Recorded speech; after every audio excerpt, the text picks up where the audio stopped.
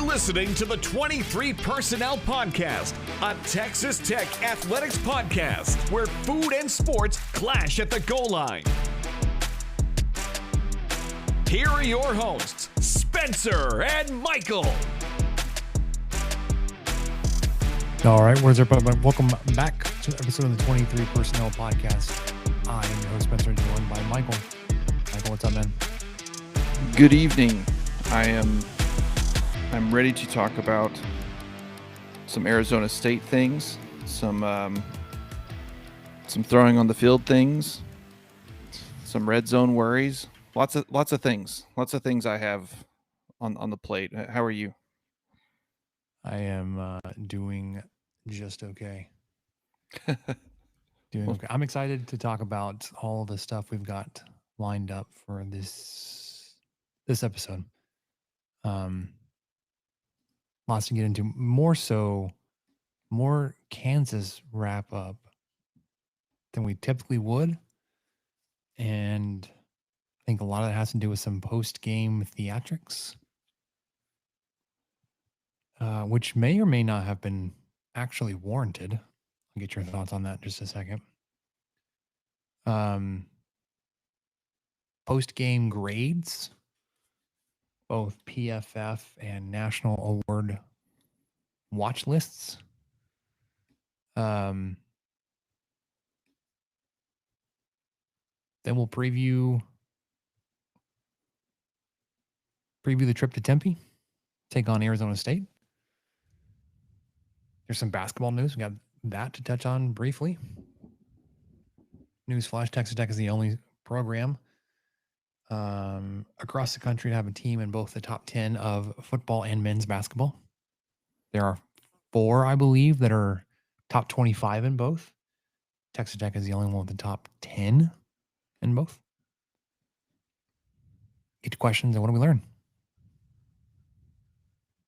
Sound like a plan? I'm good with it. All right. We have in-laws here with us. And not that you will see them, but you will see children running around who should be in bed, but aren't. Like this one here needs to go to bed.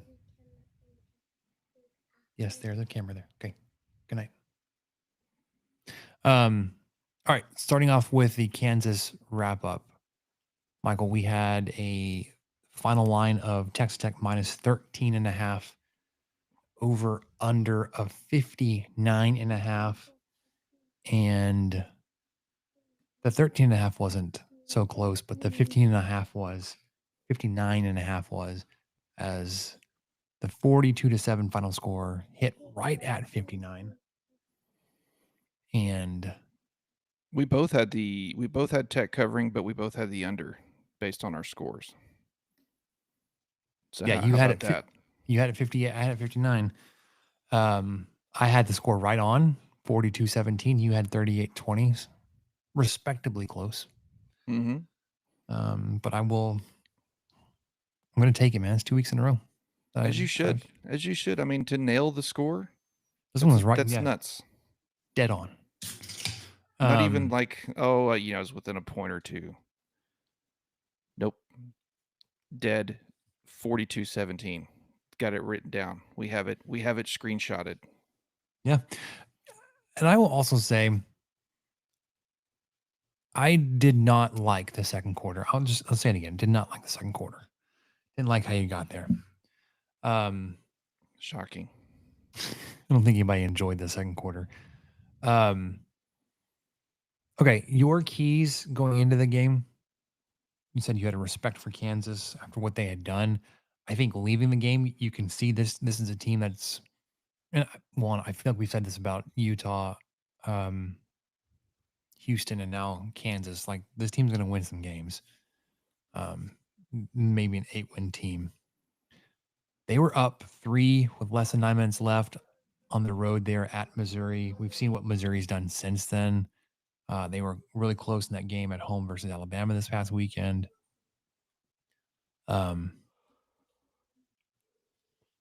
And they were really close. They were up 4 with less than 2 minutes left at home against Cincinnati. We know what Cincinnati's been doing lately. They've been susceptible to the 10-play, 75-yard scoring drive there late to lose a game. Yes, and that was basically, I could have respect for Kansas's offense in the same sentence that I can see that their defense had some flaws, and I felt that Tech would be able to expose those a little bit. But it was kind of took them a while. Took them a while to realize that all you got to do is hand the ball off, and everything will take care of itself. Yeah. Texas Tech started the game by handing the ball off. Cameron Dickey went 71 yards. Yep. Finished the night with nearly 400 yards on the ground. I did hear this stat, Michael. Texas Tech on the ground this season, when Baron Morton's under center, runs for 5.3 yards per carry, which is good. Yeah, I'd say that's better than good. You know what's even better than that? Hmm. When Hammond is in the game, Texas Tech rushes for 7.5 yards per game. Well, I mean, that's because of your favorite running back padding those stats in the first couple games. Cam Dickey? No. Wheels Hammond? No. Jacoby Williams? No, your favorite running back. Yeah.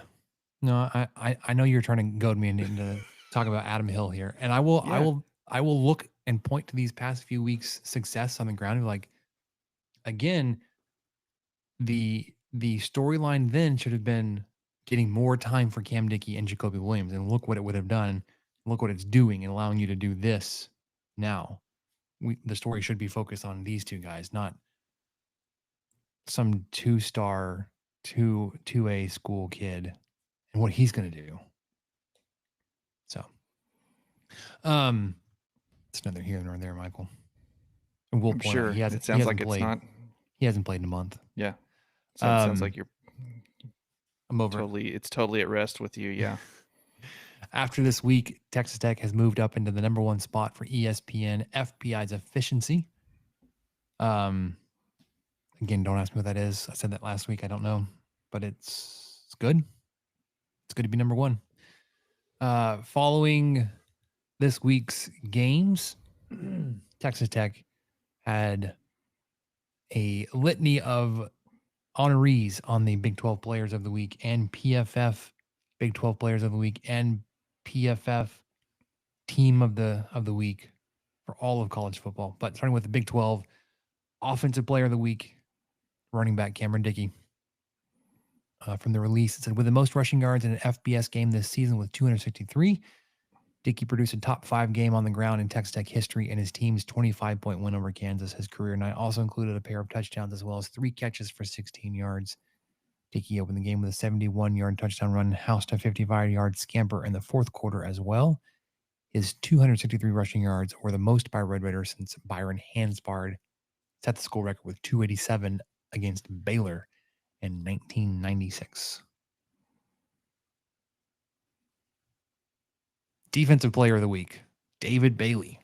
Bailey was credited with 3 of Tech's 9 sacks in their win, and matching the FBS high for sacks in a game this season. He finished his night in Lubbock with 6 tackles, a forced fumble, and a fumble recovery.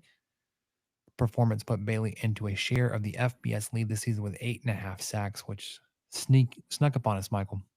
One, because you had 3 this game, but also I think you had 1.5 or 2 last week. So halfway through the season, 8.5. If the trend continues, finishing the season with 17 sacks, or finishing the regular season with 17 sacks, is going to be incredible. Yes, it would be. Bailey also helped Texas Tech set a single game school record with 9 sacks on Saturday, and the Big 12 Defensive Line of the Week, second straight week, goes to Texas Tech. Single game school record of 9 sacks, breaking the previous record that stood for 30 years.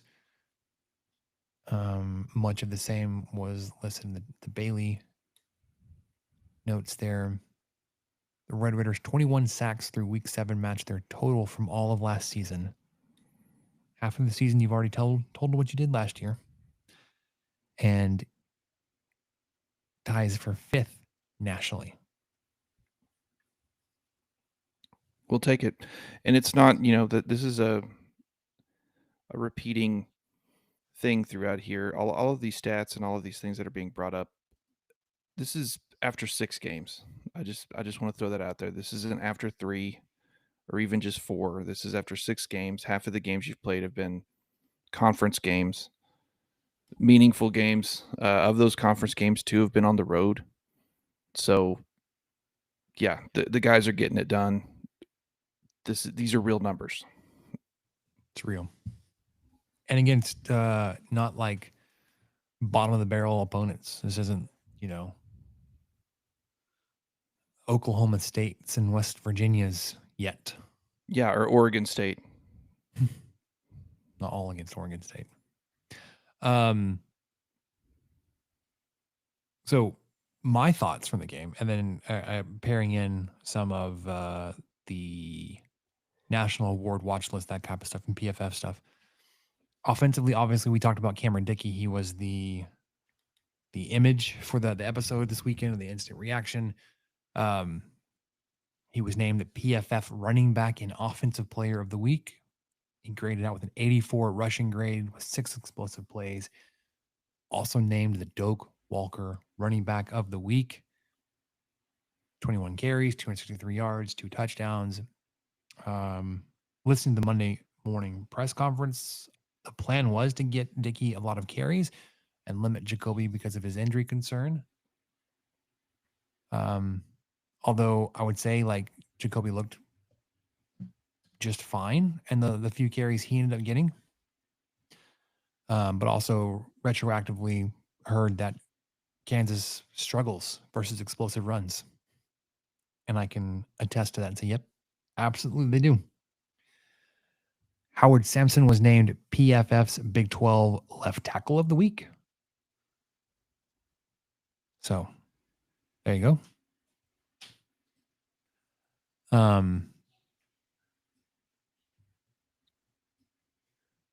The only thing I think we need to be just keeping an eye on those penalties, especially in the red zone. They've been problematic. We need to keep them from really my goodness, negatively impacting a game. That would be, one where it impacts the outcome of the game, right? Like where it's happened, it's come up against Utah and Kansas now. Ultimately, at the end of the game, it didn't matter, but you don't want it to be a tight game and you're having these red zone penalties and all those kind of issues. Yeah, and I have some worries on that. I have some stats I pulled up just to kind of look into the red zone, quote unquote, worries. Are we worried? Are we concerned? I don't know. Y'all tell me. So 36 total trips to the red zone. Of those 36 trips, Texas Tech has scored 33 times, and that is a 91.7% rate. That is tied for 35th in FBS. Of those 33 scores, 20 are touchdowns and 13 are field goals. And so I thought, well, it's great that 92% of the time you're scoring, but it's not great that that ratio is so off. And so I built a little spreadsheet and wanted to see what the ratio is of people who, or of teams who, when they score in the red zone, what is that ratio of touchdowns to field goals? And so, the way the FBS rankings work, it just gives you the first 50 schools on the first page. And so when I run that calculation and sort it based on the rate, so Texas Tech had 20 touchdowns to 13 field goals, so that was 61% of their red zone scores are touchdowns. That's not very good. Of those 50 that are on that first page, that puts Texas Tech in the bottom 6. So that they're ranked 44th in touchdown to field goal ratio. Meanwhile, Utah, which thankfully Texas Tech does not have to play again in the regular season at least, they of their 28 scores, 25 of them were touchdowns. So they're at 89%. Since he's rocking, they've only had 24 red zone appearances, but they've put touchdowns in 18 of those 24 times. So that's a 75% rate. And a reminder that Texas Tech is, 20 out of 33. So that's 61%. Oklahoma State has only been to the red zone 11 times. And they've scored 6 touchdowns out of those, or they've only scored 11 times in the red zone. They've scored 6 touchdowns in those 11 scores, and that's 55%. So Texas Tech is closer to Oklahoma State than to Cincinnati in the ratio of touchdowns to field goals. So it does concern me a little bit because you're not going to beat every team by 25. You just can't happen as often as it has this season. It just can't continue. It's not sustainable. So we've got to see that. We've got to see a lot better work on that. And to echo what you were already saying, Spencer, a lot of it's just discipline. Once you get into that red zone, not making mistakes, not making pre-snap penalties, not having illegal shifts. That seems to be more of a coaching issue than a player issue. If you're calling a play so damn complicated and you're 7 yards from pay dirt, just run the damn ball. Just run the ball. Do something. Don't make some poor kid come in there and get called for an illegal shift. Yeah, but I agree with that. That's where I'm at, though. I do think it is an issue, and hopefully it's getting addressed, and we'll see some improvement. Yeah, you were trending in the right direction penalty wise overall this weekend, even if you included the 2 crowd penalties. If you remove the crowd penalties, they were down to just 5 for the game. And that was something that Coach McGuire pointed out in his Monday press conference. He called them penalties that they could control. And I was like, that's fair. Ouch. Fair. Yep. Which we'll get to that in a second. Let's do the defense first. Let's do winners before we get to whiners. Yeah. All right. Defense, still a unit. We talked about this last week. It's even more incredible when you string this together. It wasn't just a flash in the pan. It wasn't like, oh, it's been nice, but it's coming down to earth. You're facing real competition. It's not coming down to the earth. You're still grading out number one in many of these advanced statistical categories, not just like total defense where you're just counting things. This is like you're doing incredible things. Opponent adjusted, tempo adjusted, garbage time adjusted, all that kind of stuff. You are number 10 in third down defense, allowing teams to convert just 28%. You are tied for 5th in turnovers. You are 1st in rushing defense. 67 yards per game, 2.2 yards per carry, and only 2 touchdowns. Yeah, the first in the country in rushing defense. The only team under 70 yards per game. You remember where we were about 10 years ago, Michael? Yes, I do. Defense was last. Dead last. We were giving up almost 300 on the ground. We averaged. I think that has happened multiple seasons. Sure. And I remember, what was it? It was the Art Kaufman year. So that was Tuberville's last year, 2012, I guess. You were first in total defense or first in rushing defense after week 1 or week 2. And I remember I took a screenshot of it. It's like, this will never happen again. It was super early. Yeah, you had played an FCS opponent. Yeah, you played an FCS opponent, held him 57 yards rushing, and you're like, man, it feels good to be ranked number 1 in the country. Yeah, I also remember around that time a UTEP running back getting 200 on us, I believe. Yeah. And you know who's handing the ball off to the UTEP running back? Our current offensive coordinator. There you go. Full circle. All right, Yep. PFF grades for defense. Bailey and Height again were the PFF edge players of the week. Bailey was a defensive player of the week and the pass rusher of the week. I found this bit very interesting, Michael. Both Kansas starting tackles graded out with a 0 pass blocking grade this week. We got that. Tracks. We got 1 0 pass blocking grade last week versus Houston in Dalton Merriman. This time he got them both. So it didn't matter which side you were coming from. This week, Romello Height was the second highest defensive PFF grade in the country at 95.1. He had a 91.5 pass rush, 8 pressures, 1 sack, and a 24% pressure rate. Bailey, right behind Romello Height, he was at third at 94.8. So Height was 95.1. Bailey was 94.8. He had obviously the 3 sacks, 10 pressures, 2 QBH. I don't know if that's hits or hurries. 42% pass rush win rate. Currently leads the nation in pressures and sacks. As a unit, 96.3 defensive grade. It's first in the country. 96.4 run defensive grade. First in the country. 92.2 pass rush grade. First in the country. 92.9 coverage grade. Second in the country. We'll take it. Every freaking week. Penalties we talked about, it was reduced down to 5, although you had 2 objects thrown on the field penalties. One was a tortilla. We knew that was bound to happen.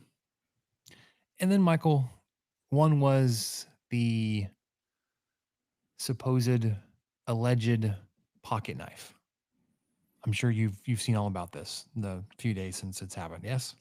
Yes. Well, and I have seen that there's actual there's an investigation going on, and that the knife was actually found or discovered, or it exists, but last I saw, they were still combing through evidence trying to show how it got onto the field. Yeah. So on it Monday, at least exists. So Monday, that made me feel somewhat better. It you know, the smoking knife was found. On Monday, I was firing them off fast. It's like this is another hit piece against Texas Tech, throwing things on the field. Obviously, all these things happen in the world where tens of thousands of people have a phone and a camera in their pocket, broadcast to the world, and no evidence is found. Okay. Walking that back a little bit. Yes, there was a knife supposedly found. However, the report has not been made public yet, at least. I don't know if Texas Tech has submitted it or done anything else or found any evidence about how the knife arrived at its location, if it was thrown, if it hit anybody, if it fell out of a pocket. Because here's where things don't make sense, Michael. It doesn't really make sense that Leipold would just make up that one of his staff members got hit with a pocket knife. But what makes less sense is that somebody snuck it through a metal detector to then throw it on the field. That's just not how. That doesn't make sense. Also, how does that then get called a penalty?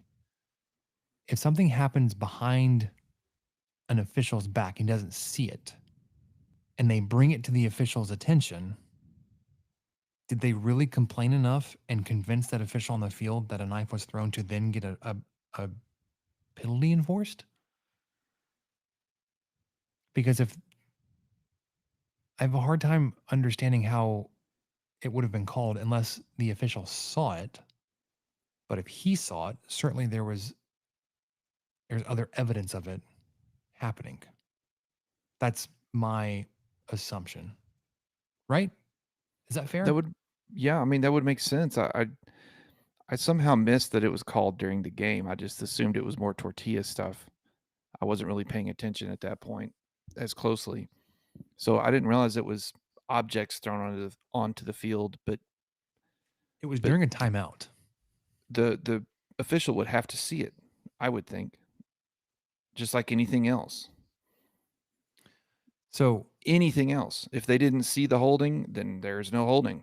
Whether it was blatantly obvious or not. If they didn't see targeting, then there is no targeting. That just so on and so forth. If they did not see someone throw a closed pocket knife onto the grass, then no penalty. Keep going. Keep playing.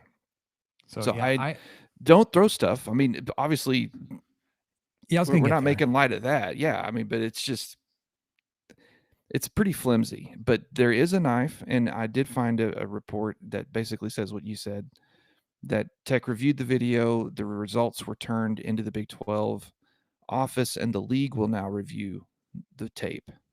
Okay. So it has been submitted. They found something. I don't know. Again, like nothing about it makes sense.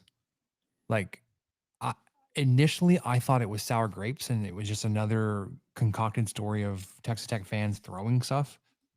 And it may still be, or maybe it was like, hey, like a trainer or a staff member, it fell out of their pocket. He got hit with something, looked down and saw the pocket knife and just made the connection. That could have happened. Maybe somebody threw a pocket knife. Although I have high doubts if that happened. Like none of the things make sense. Let's just put it like none of it makes sense. But what I do want to come back to is what you just said. Texas Tech fans, one, knowing that we can get a penalty assessed on the football team for what the fan behavior is happening, we can absolutely control where those tortillas are headed. You can throw tortillas up, you can throw them up into the stands. I'm not so sure that's true anymore. But I think a lot of people will throw it up or like even throw it like at 45 degree. Like I think a lot of people are trying to throw it out onto the field. Oh, absolutely. That's the goal. I was there the first couple games. I mean, they're doing the thing that Texas Tech has been accused of doing all these years. They're doing it. They're wadding it up like a damn golf ball and throwing it as hard as they can, hoping to get it onto the field or hit a player, or I don't know what they're doing. But and this is kind of, Hokut did this to himself a little bit. The whole 15-1 thing, the whole we're throwing tortillas at the Texas Tech banquet. I mean, I don't want to go back through the tape because it's nauseating to hear my own voice, but I'm pretty sure I wasn't very excited about all of that back then. And I think you and I both were thinking, well, this could turn out to be kind of a cluster F when this backfires on us, because all we've done the entire month of August is clutch pearls about not being able to throw our dang tortillas. We can't have that. And here we are. What? Oh no. I'm reaping what I've sown. Oh no. The consequences are here. Stop. Let's stop doing it. I read on the Gauchos Twitter, they were posting something about it, and a fan that had been to the game, I trust him. I trust him as a source because he still had the cactus in the screen name. But a fan that had been to the game said that he and his son were asked to leave, and his son had thrown tortillas in the air on, after opening kickoff. And so I think there's even a crackdown on that. And I don't know if you noticed on the broadcast too, but man, there were security people on that east side, probably about every 15 rows, standing in the aisle.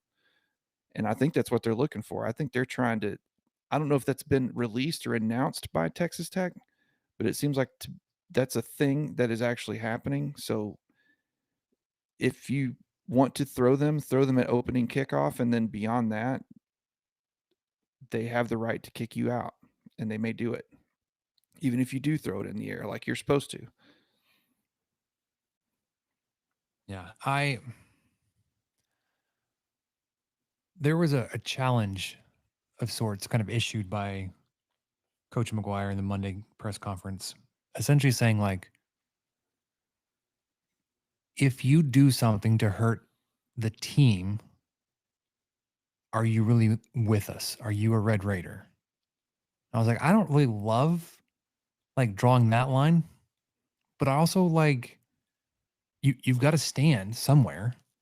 And I wholeheartedly like, yeah, like you're with us or you're not. And if you're doing something or stuff to hurt the team, are you really with us? So like I don't love it, but I'm also like something has to break through. I don't I don't want this like I don't want to lose this tradition. It's kind of fun for me and I enjoy seeing it. But now it's like it's also kind of open the door or holding the door open for other things like pocket knives to potentially being thrown too. So like one, that like you never threw a frozen water bottle, Gary Patterson. That's gotta stop. Oh, the Oklahoma State game a few years ago, the beer bottles, the water bottles, absolutely was happening. Throwing stuff at all beyond a tortilla has got to stop. Tortillas need to be reined in. But like,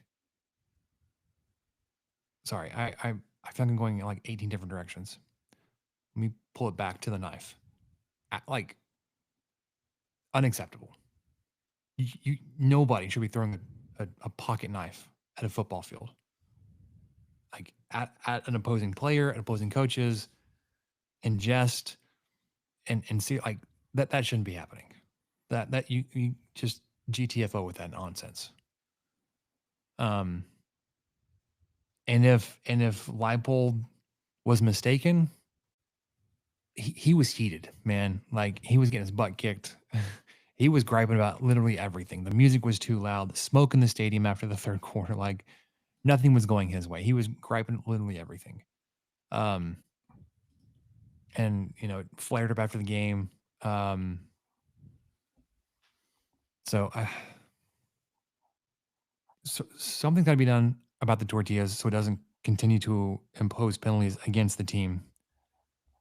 But absolutely something has to be done about throwing of objects. Like you have to make sure that that's not happening. If that pocket knife came from a Texas Tech fan, it can't happen again. If it didn't, we have to have the environment that like says that was completely unacceptable. Like that would be pointed out. That would never be acceptable or allowed. And right now it's kind of like a gray area. So I wanted to come on here and like blast Lance Leipold about all this. I don't like how he handled it. And I very much appreciated how Coach McGuire, like Leipold may not know exactly all that Coach McGuire has done to address some of the things that have been happening. The pregame videos, the calls for action, and all the press conferences, all this stuff. Like it's something that I feel like it's happened weekly since the ruling came out this summer. I don't really expect Leipold to know all the ins and outs of what's been done here to address it.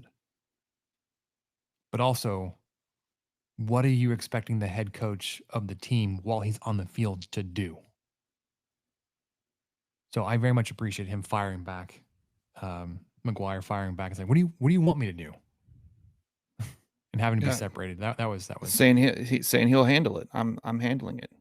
Yeah, and he also to add to another announcement, when Flatland Cavalry was there on Friday night performing, he introduced them to a huge crowd of Red Raiders, and during that introduction, he said it then. So I mean, he's any chance he's been in front of a microphone over the last 10 days, he's probably said something about it. I don't know what else you expect him to do. Yeah, and he did.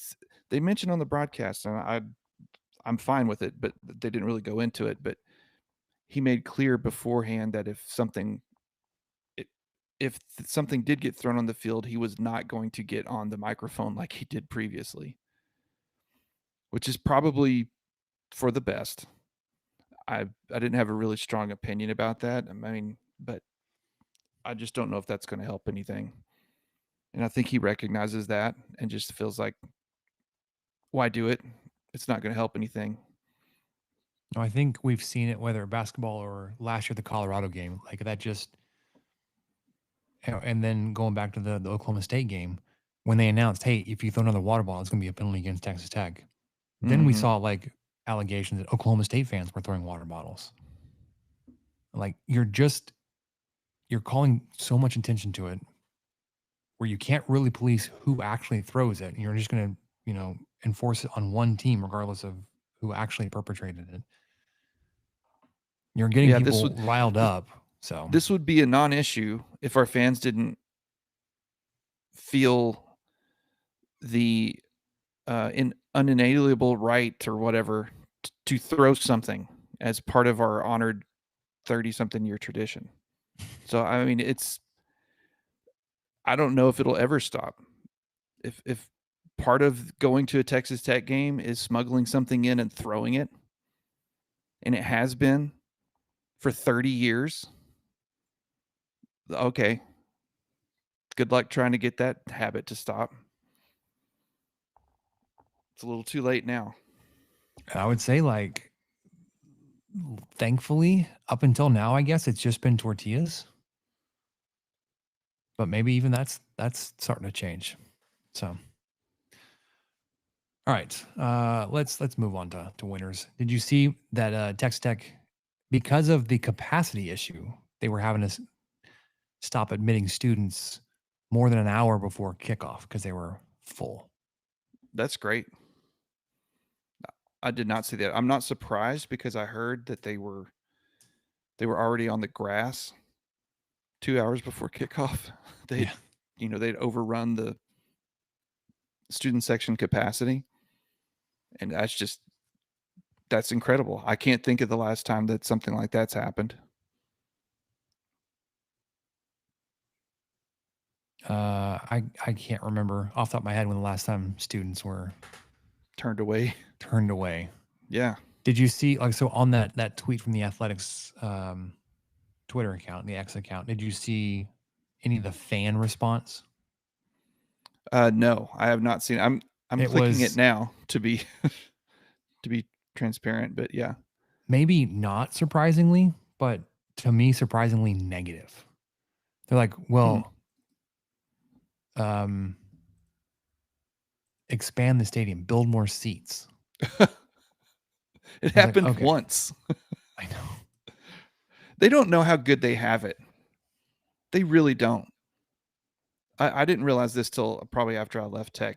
I mean, you have to, all these other schools, you have a lottery, you have to pay extra.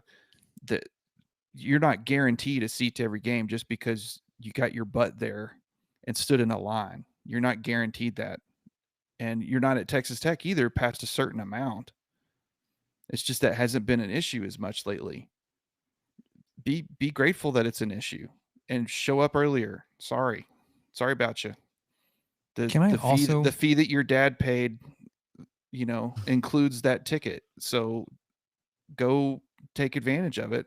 But like these other schools, I think it's a lot difficult to go to a football game, or a lot more difficult. Yeah. You don't get to just show up and stand in line and scan your card. Can I also point out, Michael, that I very much appreciate and enjoy that this happened versus an unranked Kansas team? Yeah. You packed the stadium so much that you were turning students away. Not for like a top 10 matchup with Texas or Oklahoma or an in-state rival or Oklahoma State. It was Kansas. Right. And I mean, we're saying that, but we're olds. And so the kids that are going to this game who are 18 and 19, Kansas has been pretty good the last 3 or 4 years. And they know they've got a pretty good quarterback. And so they've kind of seen, it's a little bit different. A little bit different since they've been a teenager, that Kansas has been formidable and Tech has lost to them. Yeah. All right. last wrap up for the week, Texas Tech and the did we really get beat that bad? Net success rates actually a lot closer than I was expecting. Pretty even between Texas Tech and Kansas, despite the 25-point margin of victory. If you look further on down that list, you see BYU over Arizona. They had a pretty good margin over Arizona, even though that game went to double overtime. And then a little further off to the right, you get Utah over Arizona State, which was a 32-point drubbing of the Sun Devils, which we'll talk about here in a minute. So Texas Tech moves to 6-0 on the season, 3-0 in Big 12 play. Let's get ready to talk about the game this weekend to take on the Arizona State Sun Devils. Yeah? Let's do it. All right. So I appreciate, I'm blanking on Sean Dillon's preparation to write and ask same or very similar questions to the three coaches in the Monday press conference. He asked them to McGuire, Shieldwood, and he always goes first, and Mac Leftwich. This week he asked them to grade. Well, one, he asked McGuire to rank the three sides, to grade the three sides of the football: offense, defense, special teams, A through F. And then for the coordinators, he asked them to grade the position groups A through F. McGuire started with special teams. He said, we're not allowing a lot of big plays or big yards or returns, big leg on the kicks and kickoffs. He said, I'm going to give them an A. He gave offense a B+. Says we put a lot of pressure on people because we're scoring a lot of points. But said we could be better. Defense, he says it's hard not to give them an A. He didn't come out and say I'm giving them an A. He said it's hard not to give them an A. Points scored way down. Their best group on the field. He's even still said that there's still so much left in the tank, and we have to limit self-inflicted issues. This past week versus Kansas, it was some alignment and eye discipline issues. Their offensive coordinator, Jalen Daniels, their scheme was to attack the linebackers and absolutely love J-Rod and Ben Roberts and John Curry. They were picked on. Both of those touchdowns, I think, were essentially read plays that put J-Rod in a lot of conflict and basically said, if he does this, do this. If he does that, do that. So like on the first touchdown, there was a lot of motion that went left to right. And you saw the linebackers all shift with that motion. And then the running back leaked out to the left. And there wasn't the correct trade-off back that direction, which left the running back open. So if you didn't follow that motion to the right, you could have been out leveraged with a big sweep play off to the right. But if you did leverage that way, you had the running back going the other direction. And like I said, it put J-Rod in a no-win situation. Same thing with the touchdown pass over the middle. It was a read play where had J-Rod stepped up, or he kind of did, he took a step forward. There was also a rotation on the backside and the left side covering a corner blitz. So the corner blitz was coming off of the short side. Wisniewski was rolling down from his safety to cover the wide receiver. So it left the deep middle of the field open, which is where Jalen Daniels actually ended up throwing the ball, because J-Rod took a step forward to defend against a likely run with that look. The tight end leaked out behind him, who would have been running right at the safety had there also not been a corner blitz. Had J-Rod dropped back to cover that tight end, there would have been a whole lot of space up in the middle for Daniels to run or to hand off on the motion that was given there. I don't think you're going to have that same kind of issue this week. And we'll talk about how the Arizona State offense operates, but I don't think that's going to be the same kind of. Kansas gave you a much more explosive look than the Arizona State offense does. Arizona State is very sound and good on the ground. They're not explosive through the air. As good as Levitt is and as good as Jordan Tyson is, they are not an explosive offense through the air, which we'll get to that in a second. Going back to McGuire's comments from the press conference, he mentioned success on the road. I loved his quote about the special forces never win a game at home. You have to adopt the same mentality of going and winning on the road. He said he felt very comfortable with numbers 9, 31, 2, and 33 being on the plane to Phoenix. Talking about your defensive line there, the notable absence there would be 0, Skylar Gill Howard. The thought is that he is likely going to miss this game. I had heard that, and I shared this with Michael, that when they went back and x-rayed his lower leg and his ankle, x-rays came back negative. Thought was maybe it's a high ankle sprain. When they brought to the air cast and the cart, he thought maybe he's broken his leg. Supposedly he was off in the indoor practice facility after the negative x-rays, running around, jogging, trying to get back ready to go back into the game, which I think is why you saw him come back on the field still in his uniform. Whereas when Morton left, he came back out in street clothes. But when McGuire did not mention 0 getting on the plane to Phoenix, not that they've left yet, the thought is he's not going to be available. They are trying to get him seen by a specialist in Dallas this week. They'll know more about that. But I think that even if he does miss some time, Skylar Gill Howard should still be able to return this season. That's my hope. Just put that out there. He was asked about the impact of Romello Height. I think we saw that really come into play this week. You saw some of it last week, but definitely a lot more this week.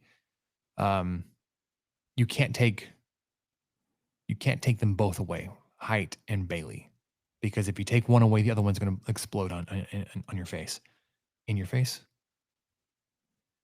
Sorry, that felt a little too. Yeah. So McGuire said his get off and his twitch, his explosion, is just there or something else. You can't scheme to take away David Bailey and then not have Romello Height go off. You can't scheme against Romello Height and not have David Bailey go off. He was asked specifically about the challenges the Arizona State team game will present. Everybody expects Sam Levitt to play. He said he extends his plays with his feet, has a really good arm. That's one of the best wide receivers in the country. Really good tight end, number 7, Smeteyer, and a really good running back. I think is got his name down here. Raleek Brown.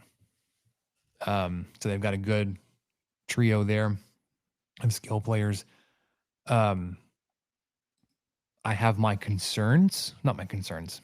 I have my hesitations in believing that you're going to get a whole lot from some Sam Levitt this week because of his limitations with his injury.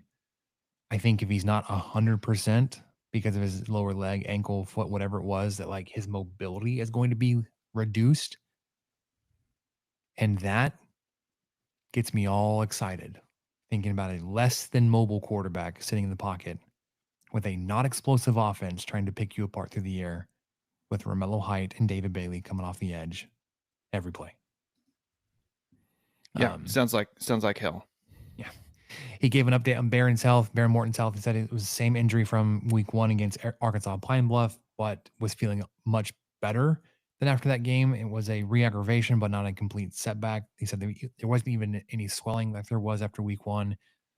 His timeline would be basically from what he and Coach Leftwich said, basically how much pain he can tolerate in practice leading up to it. If it won't be Barron, it will be Will Hammond. We know that, or we'd heard. None of the passing game with this offense would change. Morton versus Hammond, you just get a little bit more of a designed quarterback run game inserted with Hammond. And we've seen what all of that can do. So if it's going to be Hammond, let's get him the first team reps and get him ready to roll. Because he took some time to get rolling. So yeah, if you're gonna roll with him, the passing game never really came alive with him taking the snaps on Saturday. He did mention Chapman Lewis is returning to practice. He was cleared. And he's been working in the Patrick Mahomes video walkthrough room. And he's been getting those mental reps for a while now.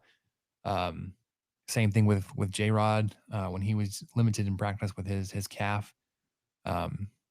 Fantastic resource and tool available to your team that you can get these mental reps in when you're coming back from a physical injury.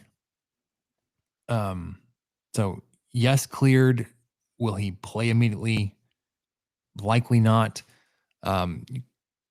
Maybe can work him in here in a couple weeks and get him playing time and still be able to redshirt. I think that's also on the table for Zambrano. They talked about if there were issues with offensive line shuffling, that Cash Cleveland would come in and would shift Jados around, because I think there was some question of whether or not Sampson would go. You would slide Jados out to left tackle, and then either have Cleveland, well, you'd have Cleveland or Wilson in the guard and center positions there on the left. And then he finished up basically with the if you're going to do something special, you need everyone on the same page, need everyone on our side. And he said, if you take anything away from our success, are you really a Red Raider? That was the quote he said about the tortilla throwing things issue. Sheil Wood, man, a few words, was asked to give the position group grades. Basically just gave an overall grade. And he said B, could be better. It really feels like it's almost like a joke at this point, how little he can say in these things.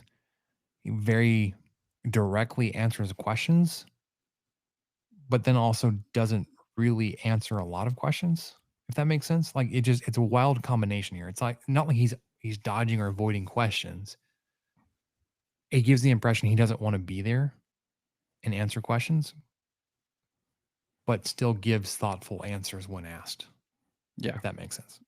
No, I get it. He's fighting it. He knows that this isn't something he probably enjoys doing, but he knows that he needs to do it. Yeah. It's like, I mean, not so much like I'm here so I won't get fined, but there so we won't get fined. Pointed out to Aries improvement, better rush containment, integrity could have been. He said that they could have had even more sacks this weekend. Just even hard. It's hard to believe. Asked about who we should be talking about more. AJ Holmes. And I was like, it's hard to believe we're not talking about him enough, but him being able to roll in after SGH going down, it's fantastic. And you've also got the guys behind him that will be garnering more playing time in Duda Banks and Jaden Cofield, who started lots of games for you. So like there's just a great deal of comfort and familiarity, and they're going to be fine.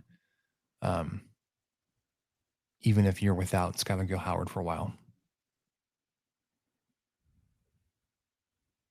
Wow. Sorry. The last thing I want to bring up, because I know we need to get to the specifics of the Arizona State. Two things. He was asked about teams finding success in the short intermediate passing games. And he said, how much did that bother you? And he answered, not bothered at all. Like, if that's the one thing your defense is going to be weakest at or give up, that's fine.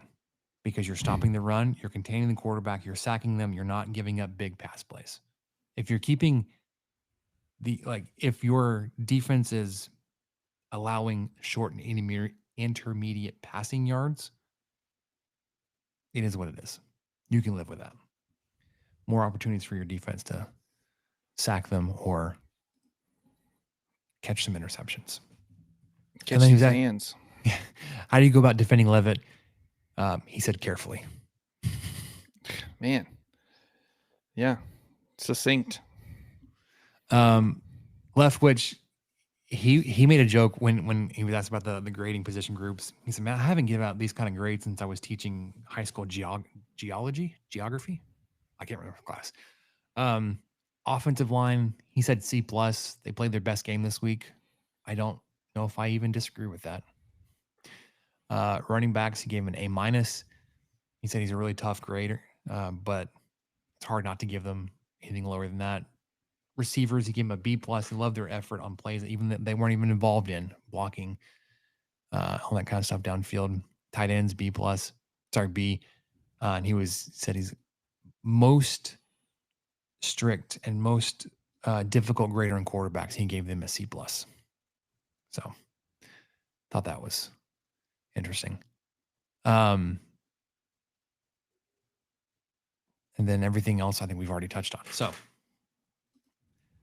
do you want to touch on anything else from around the Big 12 or around the country this past week? Yes, we do need to talk about the coaching carousel wild ride that we're on. But anything else game result wise? No, I mean, I think we mentioned most of the games. The only thing that wasn't, well, there were two games that weren't final when we were recording, but Arizona State was losing handily to Utah, and they ended up losing 42-10. But the other big one was BYU at Arizona going into double overtime before squeaking out a win against the Wildcats. So BYU's had a couple of close ones lately, and they're actually, I don't want to jump ahead, but I think, yeah, they're actually home underdogs versus Utah this week. Utah's favored at -3.5. So we'll see if BYU can keep rolling on that. But yeah, that was really it on the Big 12 results. I felt like mentioning I don't really care about the other ones I think we talked about all of them, but yeah, we can get to the coaching carousel update. Yeah. So following, or I guess it happened on Sunday. Penn State follows through and fires James Franklin, which is just absolutely wild when you think about, what was it? 14, 15 days ago, he was coaching a number 2 team in the country. Yeah. And now 2.5 weeks, 3 games, games have gone final since then. He's unranked. Team was in a free fall, lost his quarterback for the season. Now he's out of a job, but he's cashing checks to the tune of $56 million to not work. Man. Tough. Supposedly, Penn State's looking real hard at Matt Rule, which I haven't paid a whole lot of attention to Matt Rule. I don't expect that's the tier of coach you go from James Franklin, who had taken you to competing for a spot in a national title game and weren't good enough to, get over the hump, to Matt Rule. It's kind of known for program building and instituting like a pretty well-established identity. I don't think those things are what Penn State needs. And I don't know who would be out there that would fit, but let's take Penn State over the hump of winning 9-10 games to consistently competing for Big Ten championships, playoff, and make a run at a national title. I don't know who would be out there to take that job, especially now when you fire James Franklin when he wasn't doing it enough. Mm-hmm. So I don't know. I saw that and I was like, that's wild. It's rich. 2 other guys got fired this past weekend. Oregon State moved on from Trent Bray, who had started off 0-7. I mean, it's ruthless out there. And then UAB fired Trent Dilfer. So it's a shame. A lot of openings for Mike Gundy. Matt Campbell. Mm-hmm. Matt Rule, like you mentioned. Yeah. Matt Rule, John Gruden. What's his face from Fox? The guy currently coaching the Dolphins. What's his name? He coached at Florida. Urban Meyer. Is he coming back? He's always His name's always thrown around. He must be Saban. Yeah, must be a client of Jimmy Sexton. Make Saban say no. My goodness. At what point does McGuire get thrown into these talks? Probably. I mean, not for Penn State, right? Well, for Arkansas, I've already seen him thrown around for Arkansas. Yeah, I guess that's true. So now, yeah. it started 3 weeks ago. Yeah.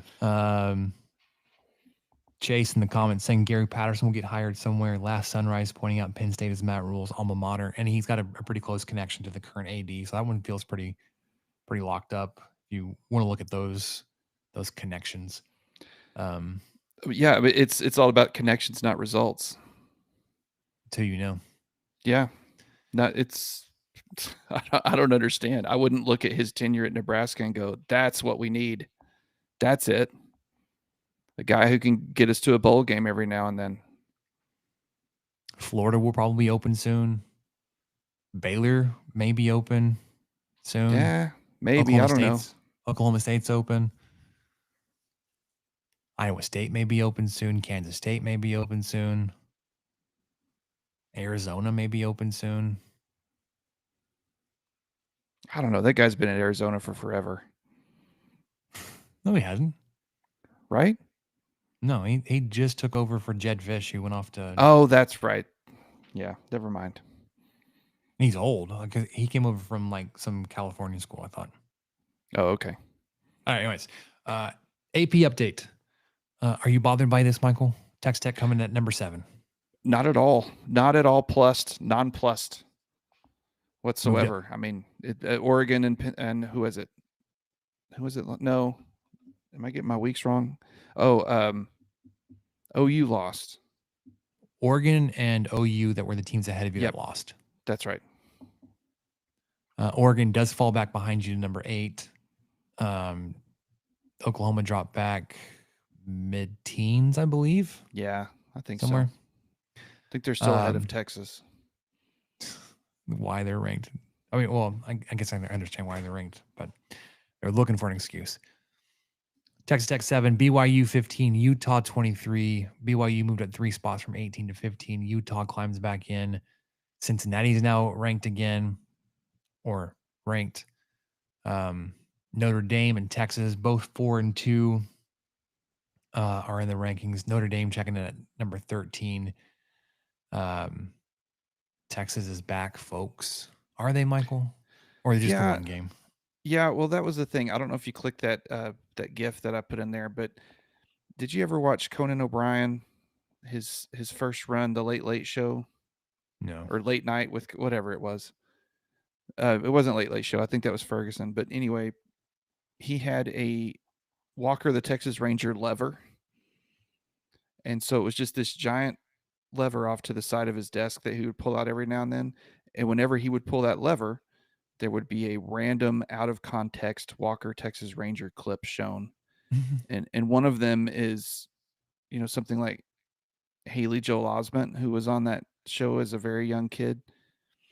And he just comes out and he says something just kind of normal that a kid would say. And then he follows it up with, Walker told me I have AIDS. So anyway, stuff like that, just random out of context things. So this is what I picture voters are like when Texas wins a game against a team with a number next to it. An unranked Texas with only 2 losses, only quote unquote 2 losses. Boom. Pull the Walker Texas Ranger. Nice. We're ready. Sunrise says, man, can't. Vote him. Got to get him in there. So yeah, they're back. They're so back in there. They're so back. Last Sunrise says Texas is back to being overrated. Ooh, there it is. Okay, so here comes a lot of good points about resumes and strength of schedule, all that kind of stuff. I want to ask this. This is a question I want to ask you, Mike. I want to go ahead and ask it now. Where do you consider, or how do you count ranked wins? Do you count them at the time that the game was played? So like Texas Tech beat number 17 Utah, Or is it at the time that you look at the schedule, like today, they're like 23rd?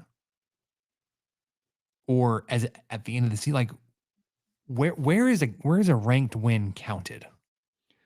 I Is it honestly, when the game is played well, or when the if you're season's over? having, yeah, if you're having an online argument with somebody, it's whenever it helps you the most. That's when you count it. But I genuinely think that week to week, you have to look at it that way. I mean, right then, but then also know that that may change.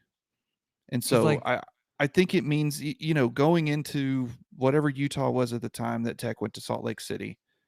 Hey, that was 2 ranked opponents. And I don't think Utah had lost yet. Texas Tech obviously hadn't. There's a big atmosphere. That felt like a game that meant quite a bit. And it meant so much that it knocked Utah out of the top 25. So I think that the day that you play them, it matters. But then really, it shouldn't matter beyond that until you get to the end of the season and you go back and kind of recalculate like, oh man, yeah, Oregon State went 0-12 this year. So that wasn't a great win. Not that they were ever ranked or anything like that, but I do think that it makes sense to, if you're logically going to look at it the week you're playing them and then kind of throw it out the window and then look at it again at the end of the year and kind of evaluate, oh man, because I'm not positive, but I swear Oklahoma State was ranked. Were they ranked the year that they lost all their conference games? I don't know which one you're talking about specifically, so I couldn't. I don't Oh, know. last year. I swear at some point they might have been, but When anyway. Texas Tech played them? No. I'm just saying in general. They may have started maybe early in the season ranked. I don't know. So let's use Oregon and Penn State for example. When they played, Oregon or Penn State was a top 5 team. Does that count as a top 5 win for Oregon? Nope. But like they get credit for going on the road and beating a top 5 team. They get credit for going on a road in a tough environment and winning a tough game in overtime. They don't get credit for beating a team that just fired their damn coach. But on the flip side, Michael, could you say that like since they lost to Oregon, they never really recovered? So like Oregon may have started this role, or Oregon broke them. Like you lose one, so you stumble a little bit, and they had a eye-opening loss to UCLA, and that broke them. Like the unexpected loss to UCLA, to them they can't even come back and defeat Northwestern at home. So like I don't know. I don't know where I like. Well, were they different players? No. Did they lose their talent? No.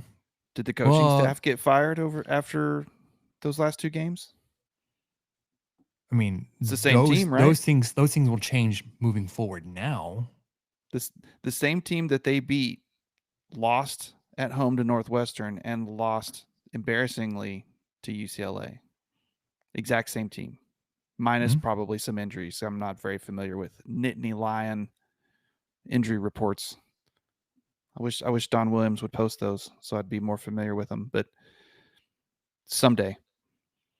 But yeah, I don't think so. I don't think you get credit for it. Because that's the same thing people are already saying against I can't believe OU lost to an unranked Texas. I've seen that everywhere. So that's kind of the same argument.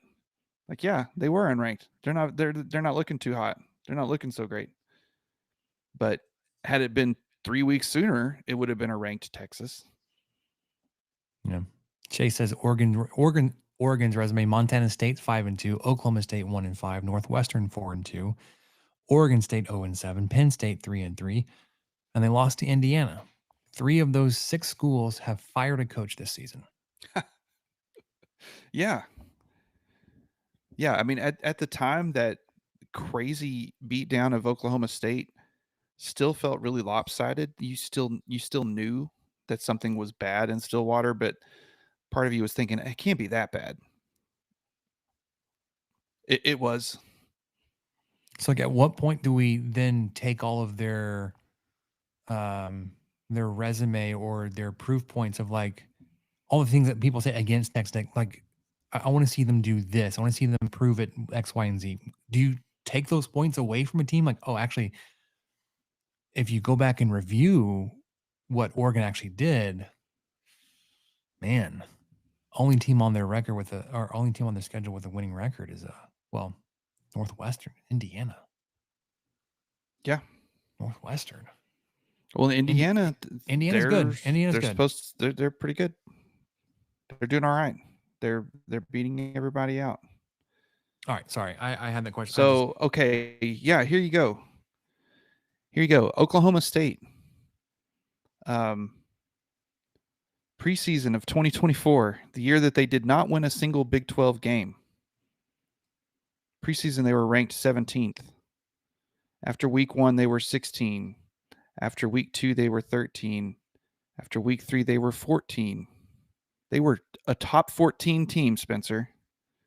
So do you think whoever they beat against whoever it was in week 3, well, I think week 3 they must have lost because then they went to 20 after that. So yeah, I mean that's kind of our argument right there in a nutshell. I thought they were ranked that year, and they were. They were ranked in the AP poll for 5 weeks frauds before going on to never win a conference game and firing their coach 3 games into the next year. All right, Tom says when you play a ranked team, they were a ranked team. A lot of things can happen to that team after you beat them, injuries, etc. The weight of that game were the conditions when you played it. Yeah, it is kind of a snapshot. I'll agree with that, but I do, those rankings didn't change because that's the nature of it. If 6 and 7 play each other, those change. You know, if 21 and 24 play each other, someone's getting knocked out, probably.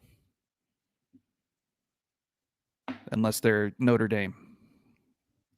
Then they'll get to hang around. They're hanging around. All right, let's get back to the Arizona State game. Yep, let's do it. All right. This weekend, 3 p.m., Fox going to the desert.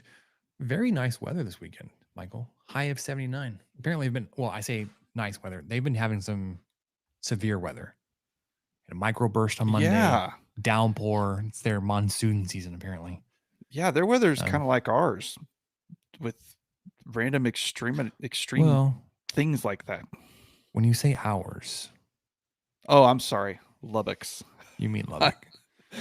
not the home of Whataburger. Home of Whataburger.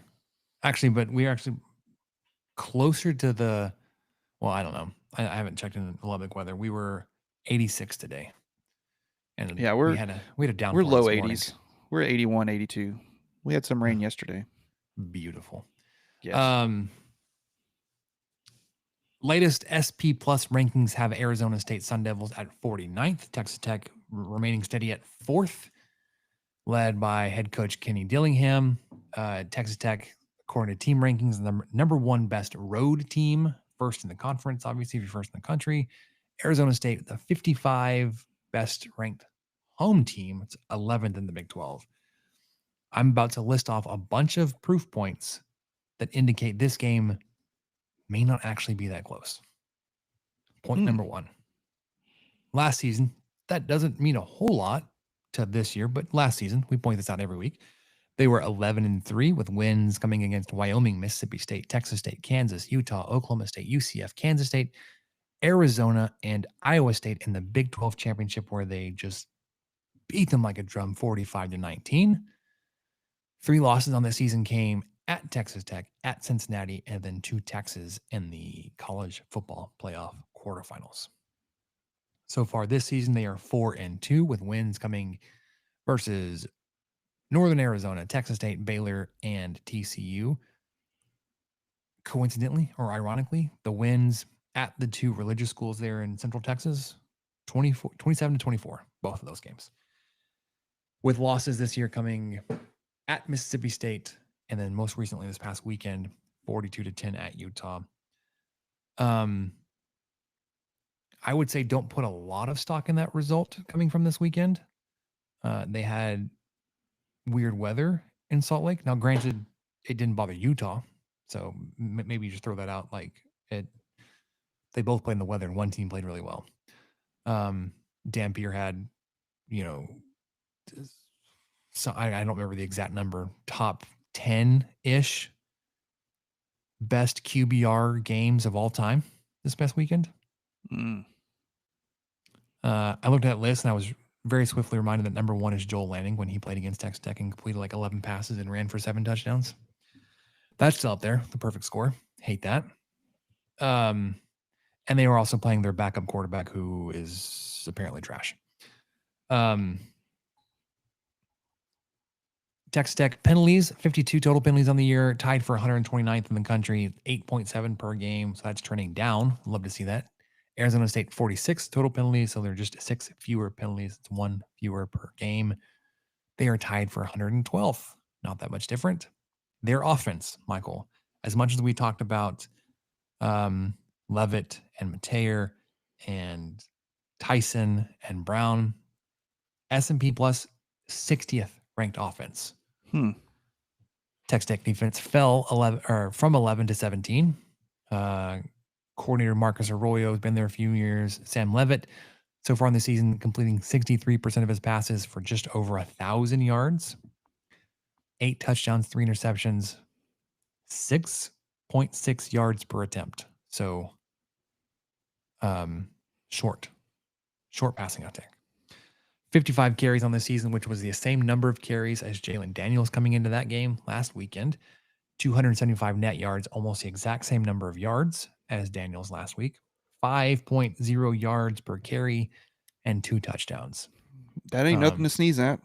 Nope, not, because they are much better running offense than explosive passing offense. But again, he's expected to play this weekend. He was taking first team reps last week in practice, but each subsequent injury update had him downgraded until they got to Friday and he was held out. My question is he completely healthy? Is he back? Is his foot and ankle in a spot where he can play his game?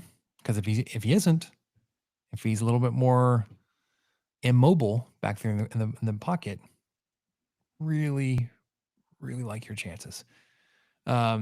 Their backup quarterback, Jeff Sims, last week versus Utah, 18 of 38 for 124 yards, 0 touchdowns, 21 carries for 52 net yards. Again, take that with a grain of salt because, he's the backup, and then on the road in Salt Lake, I mean, your backup did better than that, but I'm just saying, Jeff Sims is not Wheels Hammond. On the ground, they're led by running back Raleek Brown, 91 carries on the season, 583 yards at 6.3 yards per carry and 2 touchdowns. Levitt is second in carries and yards. And then Kanye Udo, 43 carries, 177 yards, 3.9 yards per carry, and 1 touchdown. When the ball goes in the air, it's going to Jordan Tyson. He's got 47 catches on the year, 523 yards. As good as Tyson is, that's only 11 yards per catch, Michael. Yes, he's good. Those numbers don't scare me. Okay. 7 touchdowns. Tight end Shimon Mateer, 17 catches for 160 yards, 9.4 yards per catch, 1 touchdown. And then Raleek Brown is their third leading receiver, 21 receptions, 124 yards, 5.9 yards per catch, 0 touchdowns. Here's point number, I guess I'm on 3 now, Michael. Their offense converts 32% of third downs. That is 122nd in the country. On the flip side, when Texas Tech has the ball, they are converting 53.5% of their third downs. good for 14th in the country. Point the fourth. As much as we like to complain about the red zone offense, Michael, the Arizona State red zone offense is 91st in red zone scoring at 80.8% of trips into the red zone ending in points. Texas Tech defense is 19th best at limiting trips resulting in points at 72.7%. So they are not a good red zone scoring offense going against a good red zone scoring defense. As a unit, Texas Tech is the number 6 scoring defense in the country at just over 12 points per game. It's up to 12.17 or 12.2, depending on how you round. 73 total points surrendered on the season, 56 in conference play. First team defenses surrendered only 4 total touchdowns. As a unit, 21 sacks. That's 5th in all of FBS. 32 quarterback hits. Pressures, no. We figured it was a lot higher than that last week, not just pressures. 41 tackles for loss. 8 interceptions. 4 forced fumbles. 5 fumble recoveries. 13 takeaways, leads all of Power 4. I think they're tied for 5th overall in the country. Correct. When Arizona State has the ball, they are passing for 194 yards per game at 5.4 yards per attempt. Again, that's not even good. That's just meh. With Levitt and Tyson, you would expect those numbers to be much higher, and they're not. On the ground, they run for 202 yards per game at 4.9 yards per carry. That's good. But again, converting third downs, 32%. If you count in fourth downs, they're converting 38, almost 39%.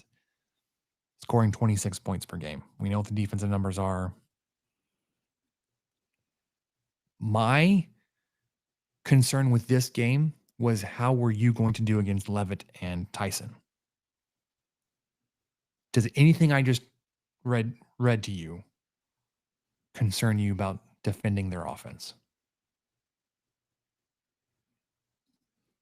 I mean, we got to see how this defense performed against Daniels. That was a concern of mine, a quote unquote concern. I know that Dampier hadn't really been healthy. Of course, it's convenient to drop that after the fact, after Tech was in Salt Lake City. So my concern was, can this defense contain a mobile quarterback? We saw them sack him 10 times, and they took one of them away, so only 9 on the record. Mm-hmm. I think the answer is yes. And I think that's really where their offense, everything runs through him. If he's unable to get the ball out to somebody, I mean, like you said, their running backs get the ball here and there, but they're only getting like 6 yards per catch or something. So it's obviously some sort of check down. Let's just throw this out there and see what happens.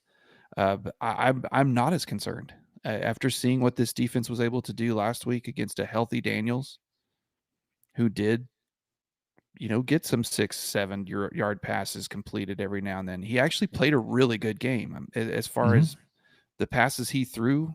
If I remember right, his completion percentage was excellent. But like you said, it was because he had, it was a lot of those Colt McCoy passes back in the day where he's throwing it 12 yards in the air to a wide open guy who runs for another 4 or something. It's a 12-yard lateral or something. Anyway, all that to say, you're building a good case. Yeah, Chase is very optimistic. He says Tech will smoke ASU 35-10. Sam Levitt won't be mobile and will die in the pocket. They will be forced into a backup. Heck, it might even be 35-3. And he also added that he just had a conversation about the overhype of brands. Arizona State is riding the brand of 2024 with Cam Scadaboo. Problem is, he plays for the Giants now, and it's 2025. Tech is going to cook those frauds. Man. Let's move on. Let's move on. Let's talk about the defense. All right, let's do it. They have a 44th ranked S&P Plus defense coming up against the number 2 ranked S&P Plus offense. They were 4, they moved up to 2. They are led defensively on the coordinator side by Brian Ward. You mentioned trusting the opinion of somebody with a cactus in their Twitter handle. Of course, Brian with my Carrington, life. the cornerbacks coach for the Sun Devils, was the originator of that when he was coaching at TCU. He is still there in the desert, ironically. As a unit, the Sun Devil defense have 19 team sacks. You have 21, so they're not bad at creating some havoc there. 3.2 per game. They are led by defensive end Clayton Smith and linebacker Keyshawn Elliott. Both of those guys have 4. Prince Dorbaugh has 3. Elijah O'Neal and Jordan Crook each have 2. They have 43 total tackles for loss. You have 41. They have forced 4 interceptions, 27 passes batted down, 17 quarterback hurries, 6 forced fumbles, and 5 fumble recoveries. They are sound defensively. They're led up front, in their front 7 at least, by their top 2 tacklers, linebacker Keyshawn Elliott and Jordan Crook, and then Miles Rouser, 41. So 44 for Elliott, 42 for Crook, 41 for Rouser. However, they're coming up against Texas Tech. Whether it's Baron Morton or Will Hammond, the number 2 scoring offense in the country at 47.5 points per game. Morton's completing 68.5% of his passes, 1,500 passing yards, just under 10 yards per attempt. Remember, Leavitt is at 6.6. Morton is at 9.9. 13 touchdowns, 3 interceptions, and still has only played in 1 complete game. Cam Dickey, 91 carries, 591 yards, 6.5 yards per carry, 8 touchdowns. Jacoby Williams, 68 carries, 3 yards, 5.3 yards per carry. Texas Tech rush offense now is top 12 in the PFF. So that aspect is rounding in very nicely. And I mentioned this earlier with Morton on the field. Texas Tech is running for 5.3 yards per carry with Hammond at 7.5. So when the ball's in the air, going to CD or Coy Aiken, both of those guys have 24 catches. CD's got 395 for 16.5 yards per catch, 1 touchdown. Aiken's got 341 yards, 14.2 yards per catch, and 3 touchdowns. Terrence Carter has 23 catches. Virgil has 23 catches. So your top 4 guys are within 1 reception of each other. The top 2 guys are tied for first at 24. The next 2 guys are tied at 23. CD, Aiken, and then TC and Virgil. So Terrence Carter, 23 catches, 297 yards, 5 touchdowns. Virgil, 23 catches, 286 yards, 4 touchdowns. Those guys are very different in what they're doing, but doing the same thing. And then Jacoby Williams rounds out your top 5 there. 15 catches, 277 yards. I include him because he's so close in yardage to Virgil, and a touchdown. So as a unit, 325 passing yards through the air at 9.1 total yards per attempt, 233 yards on the ground at just under 6 yards per carry, converting greater than 52% of their 3rd and 4th down attempts, scoring 47.5 points per game. Defensively, Sun Devils are allowing teams to pass for 225 yards per game at 6.9 yards per attempt, so decent. 111 rushing yards per game at 3.5 yards per carry. That's good. However, teams are converting 40% of their 3rd and 4th downs against this defense and scoring 25 points. Their offense scores 26, their defense gives up 25. To Chase's point, they've been riding the overhype, the brand of last season, what they did last year, the Scatterboo.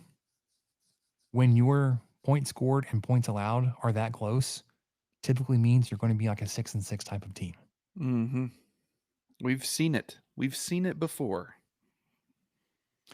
Michael, you pulled the first CFB Graphs matchup I don't know what encouraged me, what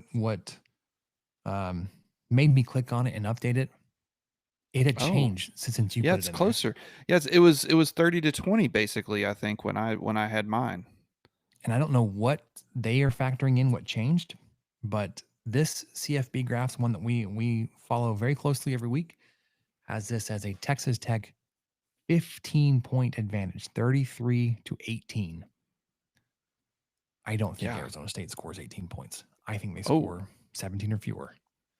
You look at the matchup, everything is moving in Texas Tech's favor. Dark blue, there's one light blue. Net points per drive on offense is the light blue. Everything else is dark blue, meaning it's top quartile or whatever it is. You hold basically, let me look. One, two. Okay. Of the 8 statistical categories they compare here on the Texas Tech offense versus Arizona State defense, you hold significant advantages in 6 of the 8. Defense, sorry, Arizona State offense versus the Texas Tech defense, you hold 8 of 8. So 14 of 16 of these categories, you have significant advantages over Arizona State. If you look at the win probability percentage on this graph, or if you look at the ESPN one, it is like 75-25. And it didn't feel like it was going to be that far apart, even that long ago. However, having said all of that, Michael, this is the part that gives me pause. I feel like we've seen, or maybe we just manufactured matchups where you felt like you had every advantage and you go in, you struggle, or you lose these games. Everybody's on your side. The numbers are on your side. Analytics are on your side. I feel really confident in this, but I also like, man, maybe it's just the mounting pressure of each passing game. And maybe I'm giving them too much credit for last season this year. I think Texas Tech wins this one. I think it's comfortable, but it's comfortable late. So the betting line is 11.5 points. I don't know when this was captured. Supposedly, Vegas Insider had this opening as Arizona State minus 4.5. If you got that, I don't know if they even honor that. I think that was July. I went back and traced the line history. That was either June or July over the summer. Okay. The That makes a very, whole lot very more first, sense. very first lines, and so then that started to shift drastically. As the season went on, I think in October it shifted again. Chase does add this. ASU lost their best offensive lineman and 2 safeties this week. So maybe that's what's trending in the wrong direction for them. So yeah,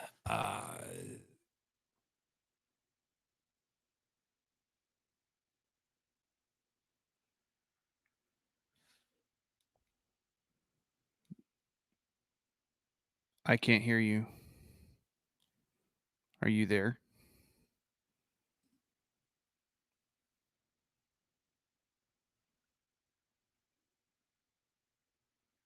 Oh no.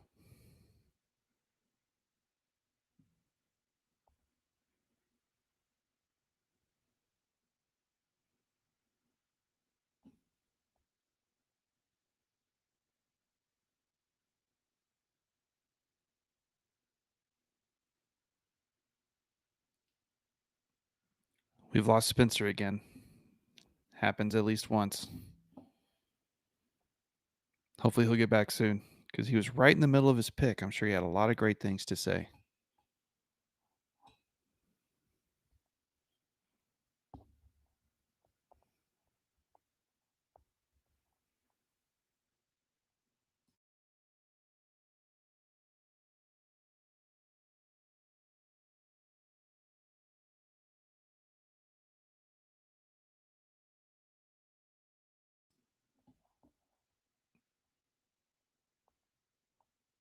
We'll be back as soon as we can. I'm in that awkward position where if I talk, then he won't know what I've said. So I can't really talk about the game or anything interesting to this week's matchup, because then I'll be repeating it for you. You will have already heard me say that.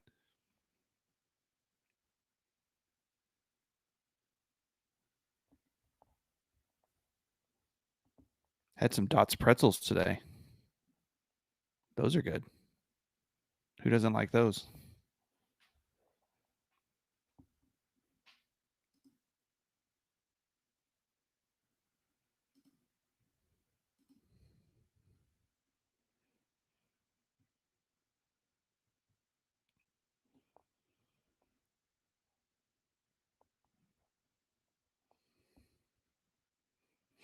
All right, well, I'm just going to chill over here until he hops back on. Hopefully y'all bear with us. Appreciate it.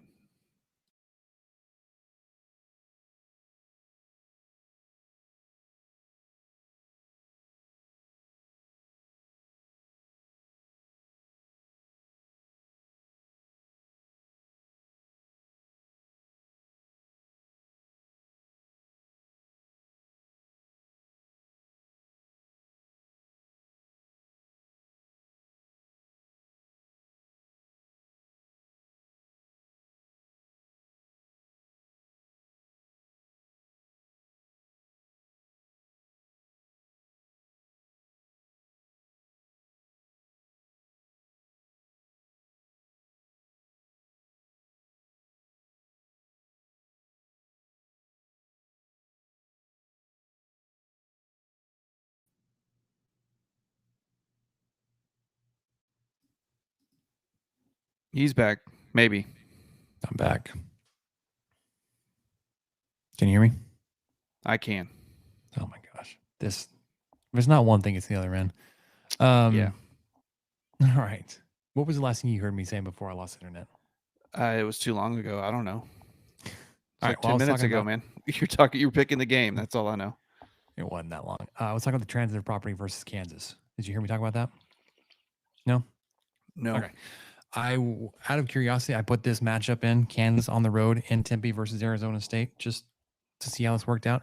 Kansas today would be a 3-point favorite versus Arizona State.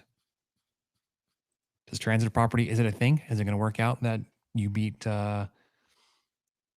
Kansas by 25, that you would then now beat Arizona State by 28?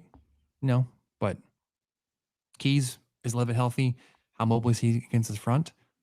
I have questions there. The ASU offense on third down conversion, it's terrible. Their red zone offense scoring percentage, it's terrible. Their defense allows 40%. They don't get off the field. That's terrible. Everything says Texas Tech rolls here. I want to believe it. Absolutely. I also want to believe that you've faced adversity. You've gone on the road and faced adversity. You've come home and faced adversity. You know how to overcome it. I want it to be like you go in there, and as much as you can have a complete game on the road, I want to see it. I just want to roll them like a ball of dough. Just roll it out. That was terrible. I'm going to take Texas Tech big. Even saying all those concerns. I think Kansas had a better offense. Give me 41.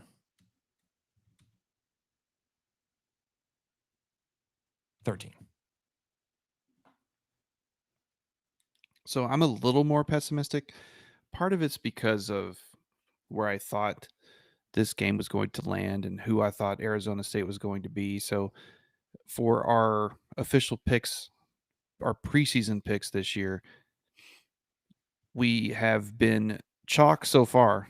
We have both picked Texas Tech to be at 6-0 heading into this game. You had them winning this game. I had them losing this game for their first loss of the season. I don't feel that way now. I haven't felt that way for a few weeks, especially after what Utah was able to do last week. I know Leave It wasn't in, but whatever. It's still, if you're not that good, if Texas Tech has had to deal with that for the last decade. So I have zero sympathy when the backup quarterback has to come in for another team, and it just shows your weaknesses there. So I'm leaning more on, and how dare you change your score while I'm talking, because it's kind of fucked up. Before you put a number out there, I'm sorry. You know you've already put a number out there. No, there. I'm gonna stick with. No, you stick with your 41-13. So anyway, 35-17. That's my pick. I thought about coming down 31-13. Because I was going back and I was just recomparing. Like I was looking at the Kansas defense, and they are 56th, and Arizona State's is 44th. Right. And we're at their house, and we may or may not be playing with a backup quarterback. Yeah, I wasn't super confident about rolling into the 40s on that, but the over under is 48. Right. So we both have Tech covering and hitting the over. Good teams win, great teams cover. Okay, 41-13. I think Texas Tech wins big. It may be closer to the actual line, the betting lines here. Well, I think you're probably closer to the over under than you are to the minus 11.5. Let's put it that way. All right, rest of the games this week as we move on. Arizona at Houston. Houston's a 2.5-point favorite at home, 11 a.m. FS1. I like Houston to win and cover here. Same. Baylor at TCU, probably pretty entertaining, interesting game. TCU's a 3-point favorite at home, 11 a.m. ESPN2. I guess TCU looked bad last week. Yeah, that's the only thing that's holding back. I would say TCU at home. Without even going back and looking at my matrix, give me TCU here. I think I'm going to take Baylor to be different. West Virginia at UCF. UCF is a touchdown favorite at home, 12 p.m. on TNT. This is going to be just an ugly game, but UCF to cover here. Agree. Cincinnati minus 21.5 at Oklahoma State, 7 p.m. ESPN2. It's a bunch of points. Give me Oklahoma State to cover, but this was never in question. I'll take Cincinnati to be different. Utah 3.5-point favorites down the road in Provo at BYU, 7 p.m. Fox. A lot like the Utah-Arizona State game last week. I didn't know who I wanted to win. Do I want Utah to keep winning? Yes. Do I want to face them again? No. Do I want BYU to come into Lubbock undefeated? No. But it would do better for your record if they were.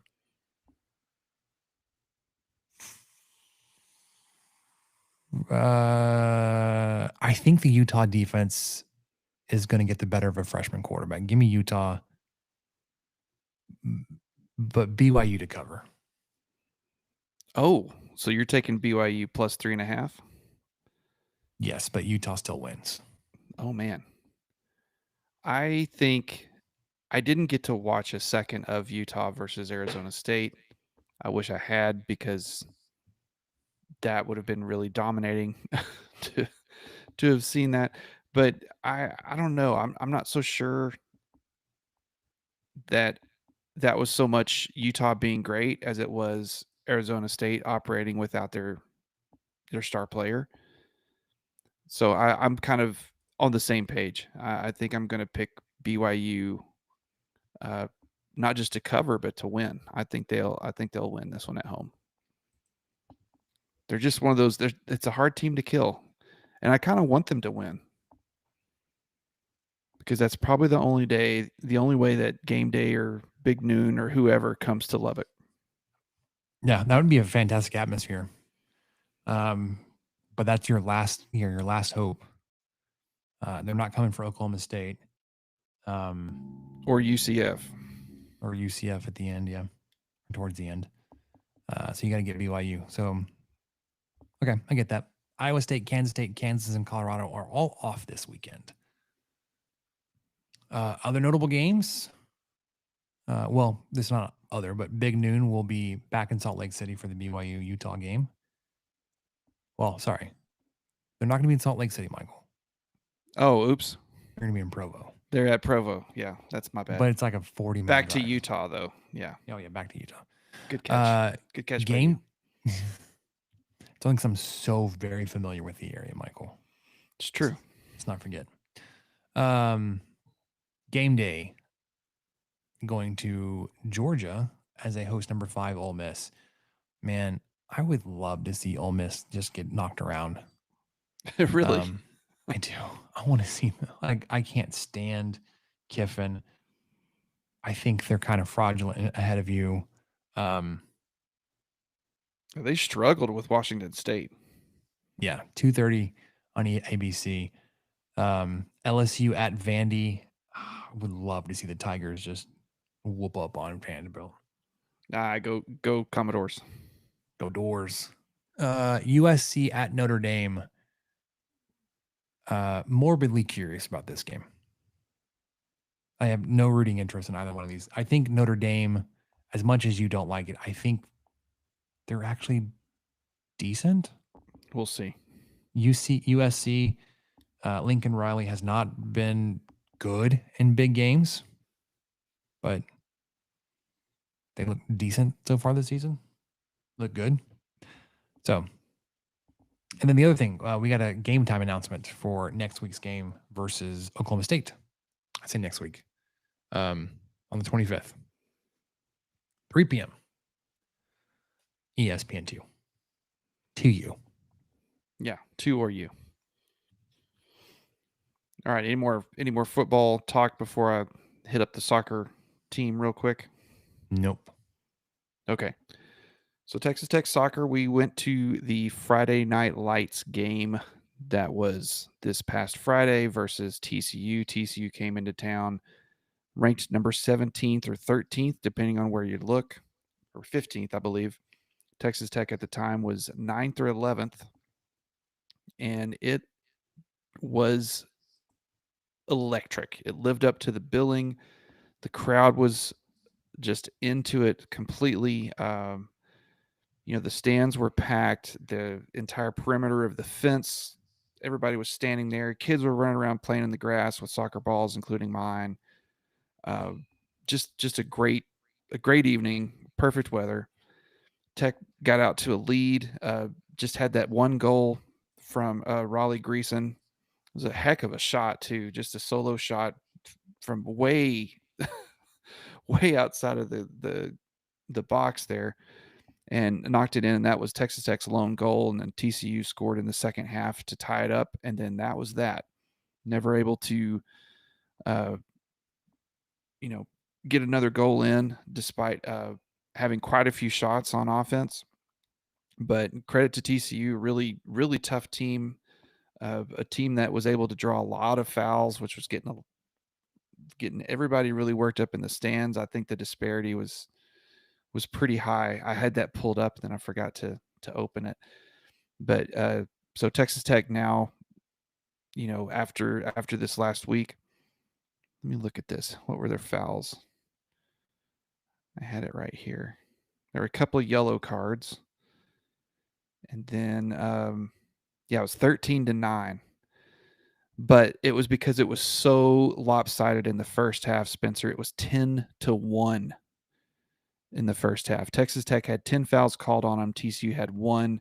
And then, as things tend to do, they started to kind of even themselves out a little bit in the second half. TCU had 8 fouls called on them. Tech had 3. And I believe it was that number 10 for TCU that just seemed to fall down all the time. And she was little. And so they would just call everything. Anyway, great match, great game, great environment. But unfortunately, Texas Tech did not win. So they are now 10-1-2 on the season, 4-0-2 in the Big 12. That puts them tied second with West Virginia. Baylor is currently in first place at 5-1.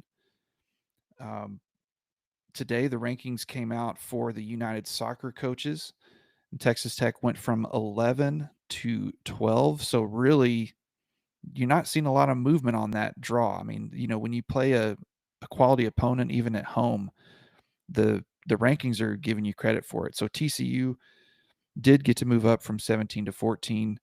Who else is in there for Texas Tech? Colorado is still in the top 25. They're tied at 21st. West Virginia is still in there at 24. And then if you go over to the Top Draw Soccer rankings, which our media team likes to use a lot because they have Tech ranked higher. Anyway, Tech moved up. So that's great. I did not keep track with that enough to see if there were some teams that lost ahead of them. So last week, Texas Tech was 9th in the Top Draw Soccer rankings. They are 4th. This is the highest ranking ever in school history. So if we really want to trump up the number 10 teams on campus, when was the last time that Texas Tech had a number 10 soccer, football, and basketball team? Probably never. I would imagine that's never happened. I'd imagine that's very few schools that's ever happened, period. That'd be worth checking into. They keep forgetting about the soccer thing. Even Cody Campbell, like, come on. He tweeted that out today. Like, brother, we've also got a top 10 soccer team on campus. Let's close that Venn diagram a little bit more. Anyway, so Baylor, like I mentioned, they're first in the Big 12. They moved up in the Top Draw Soccer rankings from 12 to 7. Colorado moved up from 13 to 9. TCU moved up 15 to 13. And West Virginia entered that ranking for the first time. They were not ranked previously. They're now at 22nd. So Texas Tech has 3 consecutive road games right now. So they had 3 home games, and now they're hitting the road. October 16th, that's this Thursday, they'll be at Arizona State. That's at 9 p.m. Sunday, the 19th, at Arizona. That's at 2 p.m. And then Thursday, their final road game of the year, at least regular season, will be at Colorado at 8 p.m. So Colorado is a ranked team. They're a top 10 team. That's going to be a really tough matchup. You don't want to look ahead to that. Arizona State has struggled a little bit in Big 12 play. They're only 2-3-1 in Big 12 play, and Arizona is only 2-4 as of this recording. So hopefully a chance to get a couple of wins before heading up to Boulder against a really tough Colorado squad. And as always, check out Seeing Scarlet if you want a little bit more in-depth talk about soccer from people who actually know the rules and how it works. And we hope that Taylor Zrzewski's okay, because my wife and I were at that corner. So there was a corner kick, and her and Faith Nguyen went down, and they were down for a while. And then when Zrzewski got up, she was bleeding down her arm that I think was from so much blood on her head from an injury. So I think they took her into protocol after that. I hope she's recovering well. I haven't seen an update there, but it was enough blood, and my wife could see it close enough. She has a very strong reaction to that sort of thing. She had to sit down for a minute on the ground, kind of collect herself before she could stand back up. She was getting a little bit woozy. So I'm the guy that handles that stuff in the house, not her. Yeah, hope she's doing that. Your wife's doing okay, but also she's fine. The player's doing well. I just looked over and she was sitting on the concrete, and I knew why, and I know if I talk about why, it makes it worse. I just connected all the dots. I was like, oh, okay, gotcha. Let me know if you need anything. Smart. Good man. I try. I didn't want to be like, oh, the blood. Let's I don't want to we can talk about basketball because the countdown's beginning. Basketball season's tipping off. 3 weeks essentially. Texas Tech checks in preseason top 10, number 10. We talked about this earlier. Only team with a top 10 basketball, men's basketball and football program. Big 12 rankings, you got Houston at number 2, BYU at number 8. Apparently some people are up in arms about that. It's a preseason ranking. Who cares? Arizona at 13, Iowa State at 16, Kansas at 19. Kansas being that low kind of cracks me up. Yeah, me too. Lady Raiders host North Carolina A&T on Monday the 3rd, November 3rd, which is 20 days from tonight. Red Raiders host Lindenwood on Tuesday the 4th, so it's 3 weeks from today. And then your family is getting involved in basketball this Saturday. Yes, my daughter plays her very first basketball game ever this Saturday, and she's very excited about it. And we have no idea what to expect. We barely know where we're playing and how many people are on the court. Actually, I don't know that answer. I'll learn more. But she's very excited. She's had one practice. She was surprisingly aggressive in practice, which is great. Don't really see that on the soccer field as much. As much as you'd want, She's like a 1 or 2 kick person. She's not going to just keep going for it. We're still working on that. But anyway, we'll see. I have a quick baseball update for you. It's not even really an update. Did you sign up for the banana ball lottery for 2026 yet? They're coming to Corpus. So I know they're coming to Corpus. Yeah. I have not signed up for the lottery. Let me tell you why. It's free to sign up for the lottery. My organization has access to the suite at the stadium they're going to be playing in. That's right. Doesn't mean that we're going to buy into it. They're having, it's ridiculous. They're having us buy our suite for that night. We have to go and pay for it, and it may be for 3 nights instead of just the one, because they'll be in town. Yeah, for I think 3 it's nights. 3. One, and also we will not be getting the bananas. We're getting like the Texas Fire one, whatever that one is. And the other, there's the firefighters and the tailgaters, and was the Texas tailgaters. I forget who the firefighters are. So I think it's the tailgaters and firefighters. That sounds right. And not the bananas and party animals. So we are expected to have access to our suite.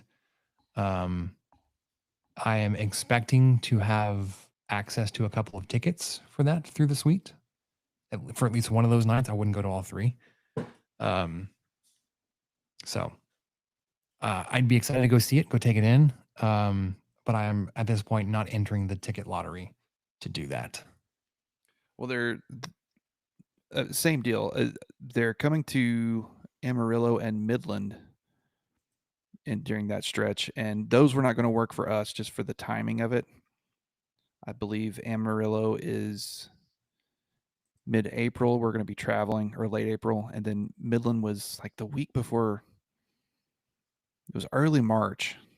It was just too close to some other things too. So anyway, we ruled those out, but I did sign up for the Arlington lottery, which would be the bananas versus I don't remember who. The problem with that is that's the end of September.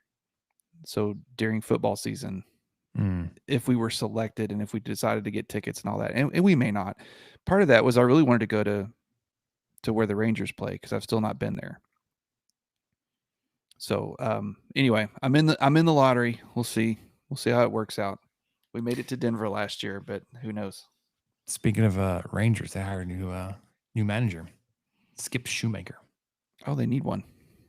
Well, when you fire them, yeah. Are you speaking of MLB? Are you partaking in any playoff action? Do you have any teams you're kind of checking in on? Watched 0 innings, 0 pitches of playoff baseball. I decided, okay, so during COVID, I announced my fandom for the Milwaukee Brewers, and I've decided to rekindle that fandom. And ever since I decided to rekindle that fandom, they've lost every game. Okay, so checking not in. every game. Not every game. They've gone 1-4 since I've been like, oh yeah, the Brewers. I'm going to follow them. I'm going to see how they're doing. And yeah, they who was it they played? They're playing the Dodgers right now. I know, but the previous series, was it the Cubs? Oh, I couldn't tell you. No, it wasn't the Cubs. Yeah, I don't. That shows you how close I was watching. So they were up 2-0 in that series, and they ended up going to a game 5 after I started watching them. And then they've lost the first 2 against the Dodgers. So great job. Sorry if there's any legit Brewers fans out there. It could be me. All right, so I'm legitimately pulling up the score app to actually look at who's playing. We're all the way into the championship series. The NLCS game 2 was tonight. Dodgers took down the Brewers 5-1. They're now up 2-0. Yep. ALCS is Mariners and Blue Jays. I hate that with my entire heart. I hate that. So go Dodgers. Sorry, Brewers. How dare you? And I hope they blow the doors off of Fat Catcher McGee for the Mariners, or Vladdy Jr. and still tainted from douchebag bat flipper getting punched in the mouth by Rugnetador, whatever his name was. Dodgers all the way, baby. So, all right, let's try this with what do we learn? I'd push a button to do it, but I've only got the sound effects up here, and I don't want to do that for you. Oh, I was waiting. No, I reset the board, try to get it to work. I think the board was actually working. Maybe I don't know, but then I had the other issues. Whatever. Let me go first. I know you've got 2 things. I'm gonna drop mine, and then I'm just gonna sit back and let you share with us what you learned, Michael. I work in communications, marketing, PR, whatever you want to call it. In my daily work, I often see or I am designing things to go out to communicate, to engage, to activate people to action. Okay? Getting people onto websites is a known problem because that's where most of your transactions happen. You need them to sign up for something. You need them to donate. You need them to buy something. X, Y, and Z, whatever. For a long time, we printed everything. And to get them to get from looking at a printed poster or flyer or whatever to then on your website was a problem. And they came out with a QR code. You're like, oh, great. They should pull their phone out, scan the QR code. Now they're on your website. Now they're doing what you want them to do on their phone without asking them to type in a long, complicated address. Okay? Yep. But then somewhere along the way, Michael, we got confused. And maybe some people's phones led to this confusion because I talked to my wife about this. Apparently, you can tap on or click on the picture of a QR code and have it still work as a link. For me, that doesn't work. So when somebody sends me digital materials, an email,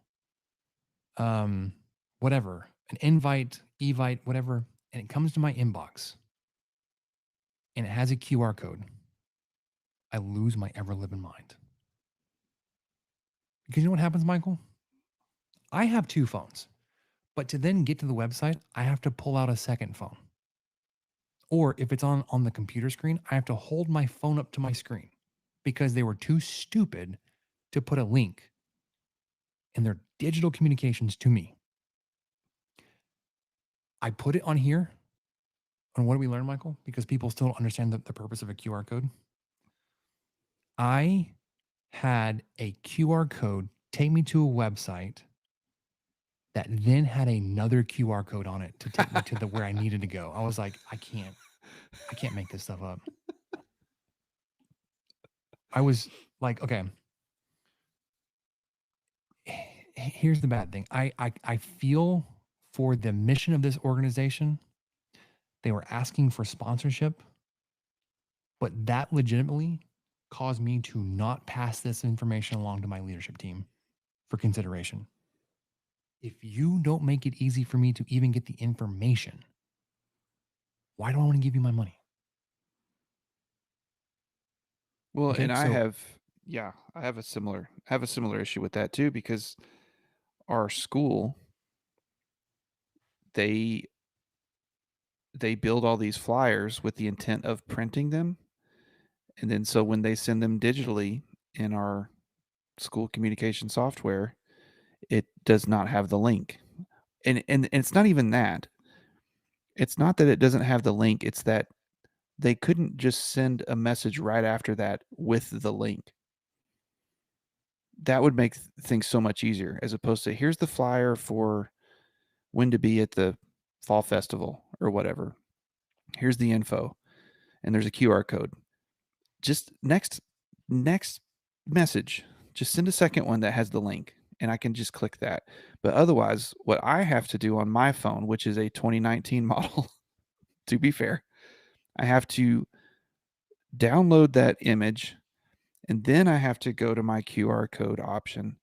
And then when I pull down the QR code, it gives me the option to scan an image that's on my phone. So I pick that, but then I have to go find the image that I just downloaded, and then I zoom in over the QR code, and then it takes me to. I mean, it's 7 steps, and So it is not worth it 9 times out of 10. Sometimes it's like a link to a Google Doc that I need to sign up for something, so I have to do it. I have to go through all of that to do it, but it would just be so much easier if in the same message someone else did that first. Whoever created the QR code. You had to have the link to make the QR code. Yeah, whoever's posting that. Whoever's posting the flyer, even if it wasn't you who created the flyer, you do that so that the thousands of parents that you just sent this out to don't have to do that. Just one person take an extra 7 or 8 steps so that we're not all doing that times 1,000 parents. So I am with you. We have lost our way with the QR codes.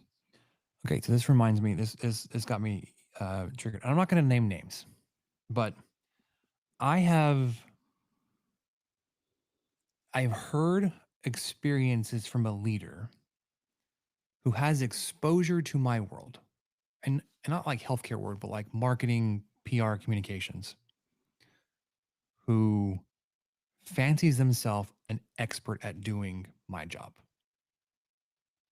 And the threshold for thinking they're an expert at doing my job is they once did one aspect of my job and did not experience a catastrophic failure.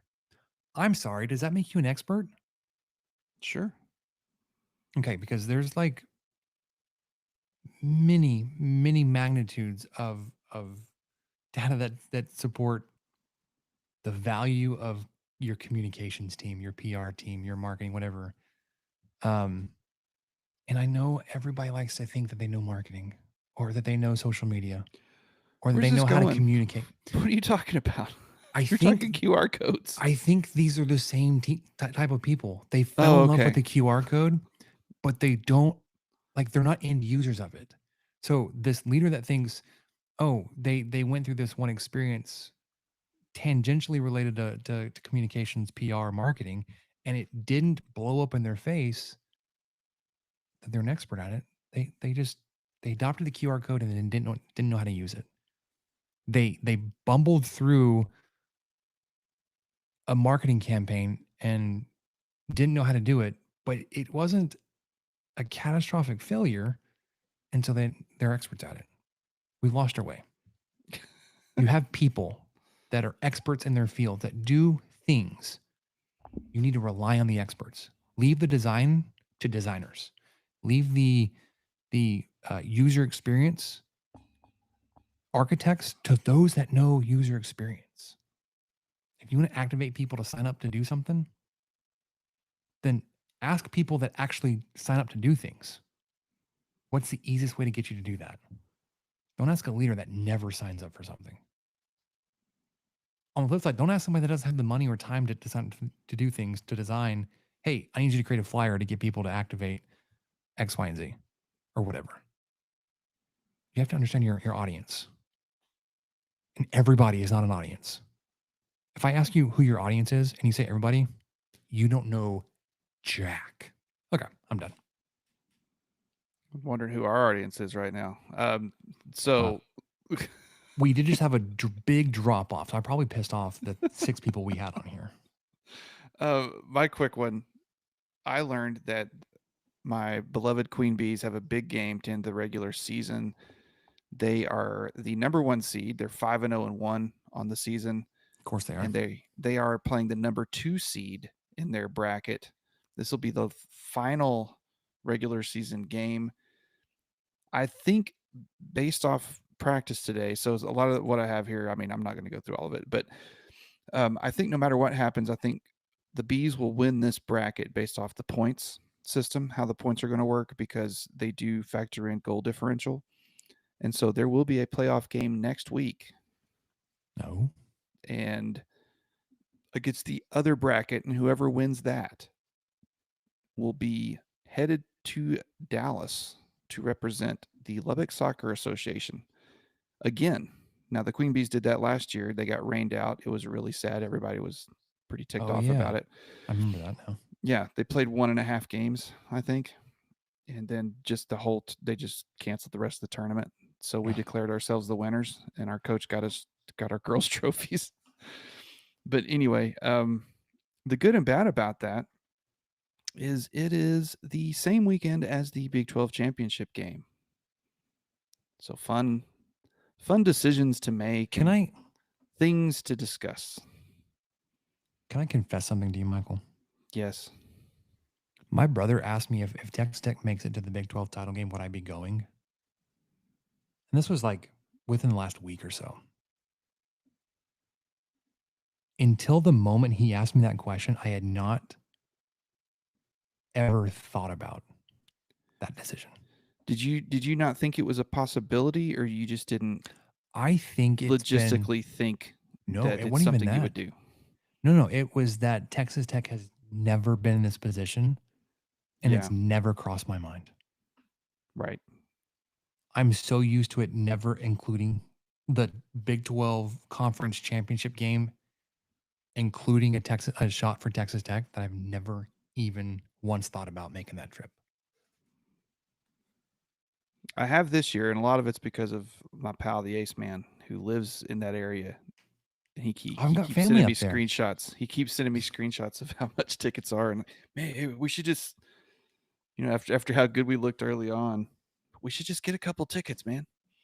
I think we'll sell them. We'll sell them if it's not us. It's not a big deal. Well, yeah, it's an investment for the ticket selling website, the Hub. I think they're like $500 a piece at this point. It's like, I don't want them to hold $1,000 interest free if I end up having to sell this thing. Yeah, there's a very good chance that I would not be able to make it because I'll be at a 8-year-old soccer game. But if Tech is able to get there, that's amazing. If they're able to go beyond that, I think I would do whatever is necessary to get to a potential Jones game, if there is one after the Big 12. I don't even want to say too much. Okay, I've said too much about that. All right. The other thing I learned, and then I'm going to stop. We had kind of an unexpected date night over the weekend. And what did we decide to do? Hit up Dairy Queen for some drive-through. And it was fantastic. I got the dude.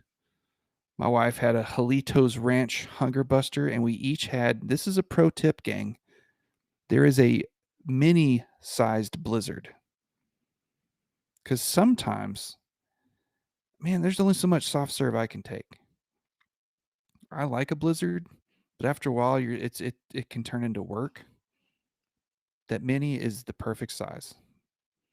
So anyway, DQ, date night, big hit. Drive through, came home, watched the Chiefs play. It was awesome. That's it. Well, there you That's go. what I learned. Texas stop sign still delivers.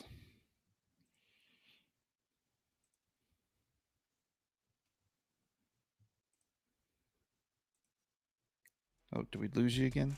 No, you're back. That'll do it for us in 23 Personal Podcast. I was pulling up the outro. It was delayed for us. Getting you ready for the game this weekend in Tempe. Texas Tech taking down Arizona State. Book it. Said it here first. For Michael, I'm Spencer. We'll catch you guys next time.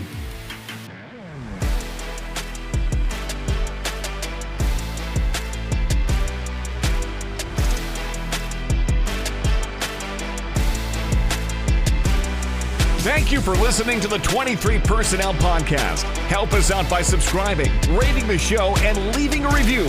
Follow us on Twitter at 23 Personnel, Spencer at PuntSuck, and Michael at Michael_LVK. Be sure to catch the next episode. And until then, guns up and let the tortillas fly.